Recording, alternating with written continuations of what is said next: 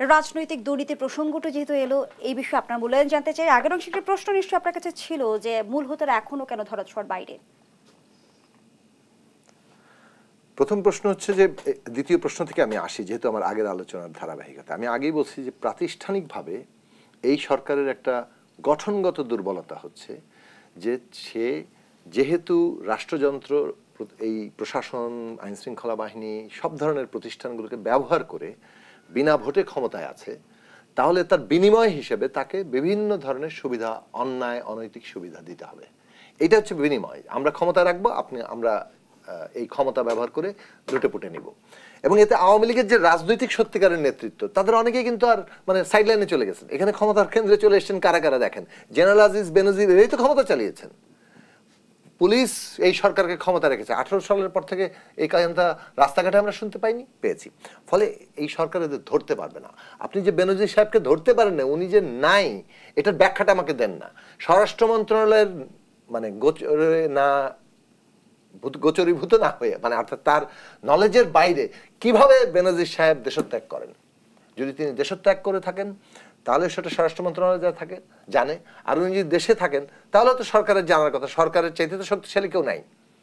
আপনি মাটির গুহা থেকে বের করে নিয়ে চলে আসতে পারেন, আর এখানে পারেন না, এটা ঠিক না। ফলে আপনি এই জায়গাটায় আসেন, যে কথাটা আমি ওটা বলবো যে $23 বিলিয়ন যে আমার হিসেবে নাই, এটা কেবলমাত্র পাচার হওয়া, এটা তো একটা দিক হতে পারে।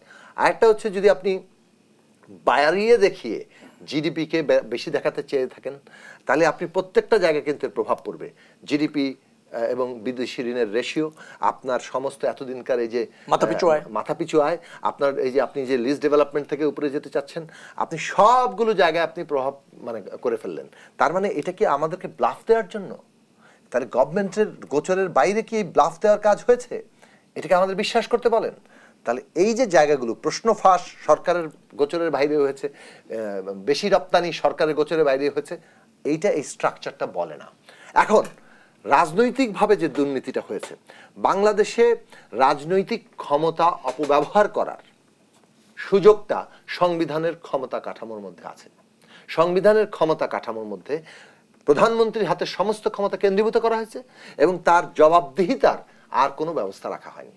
ফলে যাচ্ছেতাই করা, স্বেচ্ছাচারিতা করা এবং এই অন্যায় সুবিধাগুলো বিভিন্নভাবে দেয়া এবং সেটা ভোগ করা, এটার আপনি কাঠামোর মধ্যেই এর সুযোগ রয়েছে। ফলে রাজনৈতিকভাবে আপনি যদি দুর্নীতি ধরতে চান, তাহলে যারা যারা এটা করেছেন তার দায় তো আছেই, কিন্তু প্রাতিষ্ঠানিকভাবে এর বদল ছাড়া কেবলমাত্র রাজনৈতিক দুর্নীতির কথা বললে বাংলাদেশের সামনের দিকে কোনো ভবিষ্যৎ দেখানো হয় না। এই কারণে আমরা এবার 31 দফা রাষ্ট্র ব্যবস্থা সংস্কারের কথা